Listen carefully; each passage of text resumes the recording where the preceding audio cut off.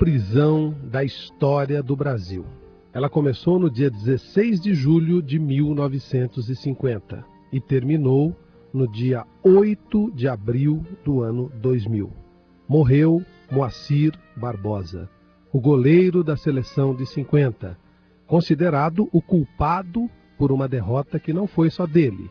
Até porque não houve culpado, houve um mérito de um grande atacante. Como vai, Gija? Tudo bem? Buenos días. Todo bien por ahora. ¿Qué quería saber? Eu gostaria que você falasse um pouco de Barbosa, que morreu ontem, o goleiro Moacir Barbosa, que você tão bem conheceu e que ontem, infelizmente, morreu aqui em São Paulo, Gija. Bueno, yo Barbosa, después de la final,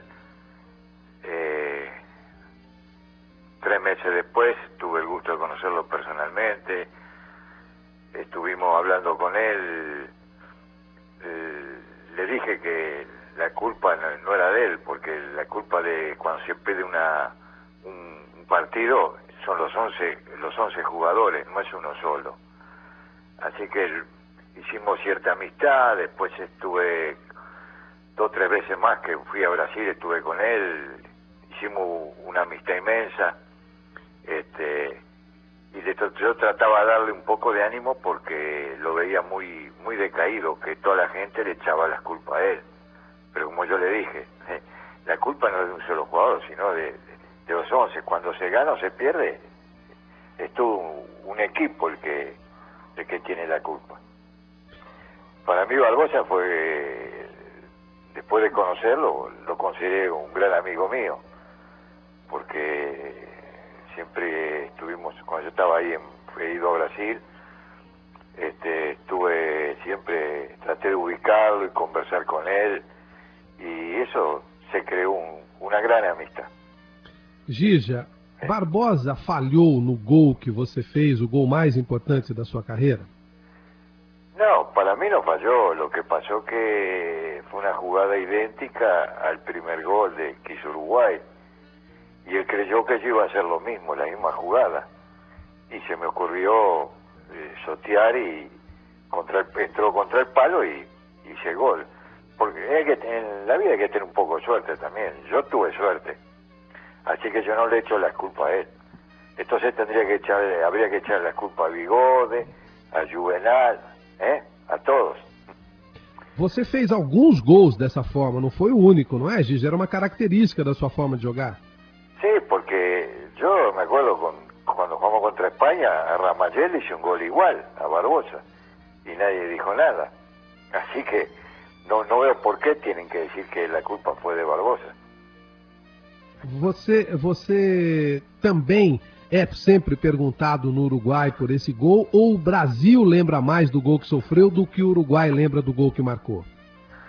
No, lo que pasa es que fue un gol fundamental que definió un campeonato del mundo. Y entonces por eso se recuerda más. Y en Brasil lo recuerdan más porque se jugó, la final se hizo ahí en Brasil, en Maracanã. E entonces quando mais se recuerda. Tá certo, Gija. Se você pudesse deixar uma mensagem a Barbosa, você diria o que a ele que tantas vezes você encontrou e tantas vezes você deu um abraço? Sí, yo siempre lo considero un amigo y nunca creí que le echaran la culpa a él.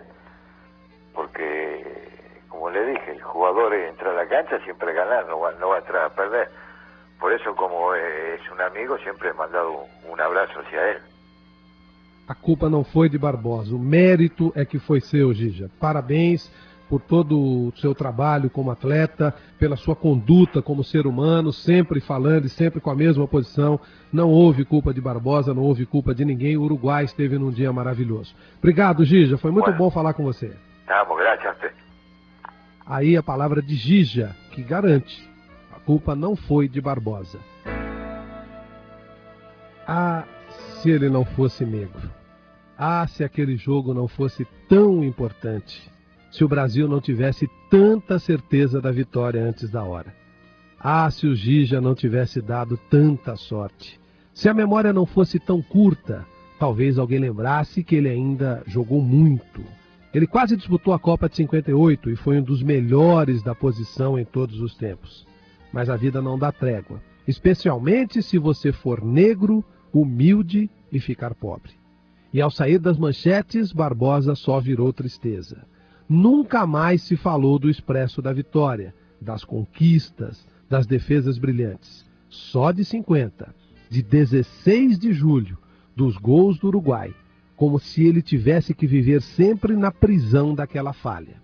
Nenhuma imagem dos bons momentos, só a cabeça baixa após o gol infernal. E ele seguiu preso. Ele e todos os negros goleiros. Houve até a humilhação de 94, quando ele não pôde abraçar Tafarel antes da Copa, porque disseram que daria azar. Pobre Barbosa, um vencedor que virou símbolo do fracasso. Como no feitiço do tempo, ele sempre voltou para 16 de julho de 1950. Nunca saiu dessa prisão. Sofreu mais de 1 milhão de vezes o mesmo gol e sentiu novamente a mesma dor. Foram 50 anos, 20 mais do que o mais cruel dos criminosos ficaria detido. Mas tudo tem limite. Não há dor de cabeça que não acabe. E a cabeça de Barbosa doeu tanto nesta semana que quase explodiu. Era o preço da liberdade. Barbosa achou o caminho. Finalmente vai apagar a história. Vai ser homenageado, reconhecido e dará alforria aos seus iguais. Logo ninguém lembrará de 50, porque não existirá mais o seu símbolo. E a história estará corrigida. Lembrarão de todos que perderam, e não só dele. Alguém até falará das glórias algum dia.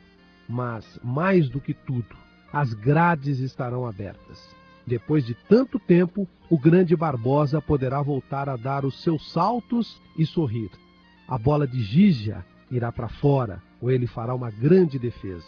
Ela irá para fora da vida de Barbosa, o maior prisioneiro da história do Brasil, por ter cometido o grave crime de não evitar um gol que mudou a história do nosso futebol. E mudou a história dos goleiros, que não podem ter a pele escura na terra de Pelé. Não, a vida não pode ser assim. Não na hora da morte. Então vamos consertar a história. Barbosa, volte conosco pela última vez ao dia 16 de julho de 1950. Desta vez, você vai gostar. Hoje, 16 de julho de 1950, uma data histórica. O Brasil pode ser campeão do mundo, mas lá tem o Uruguai. Gente ataca pela ponta direita, Esquiafino fecha por dentro da área, perde a bola, gente ameaça, ajeita, Barbosa ameaça, sair do gol, bateu o Gígia, no canto, uma Barbosa, uma defesa fantástica, um monstro de defesa, e essa defesa pode fazer o Brasil ser campeão do mundo, Vanderlei. Meu Deus, que reflexo! Defesa sensacional! Ficou olhando para os olhos do uruguaio que chegava e partiu depois da bola. Brasil perto do título, perto do campeonato mundial, graças ao goleiro Barbosa. Ele precisava desse momento. Ficaria marcado para sempre se não fosse assim. O Brasil perto do título dentro do Maracanã. Árbitro, é de jogo no Maracanã. Eu vou descer para te abraçar, Barbosa. O Brasil é campeão do mundo pela primeira vez. Oferta está começando uma festa fantástica no Brasil. Graças a você, Barbosa, o Brasil é campeão do mundo. E eu lhe agradeço. Só a oportunidade de me dar para poder falar e dar o meu veredito. Eu fico feliz por isso. Todos nós voltamos no tempo em 16 de julho. Custou, mas a história está corrigida. Agora você pode descansar.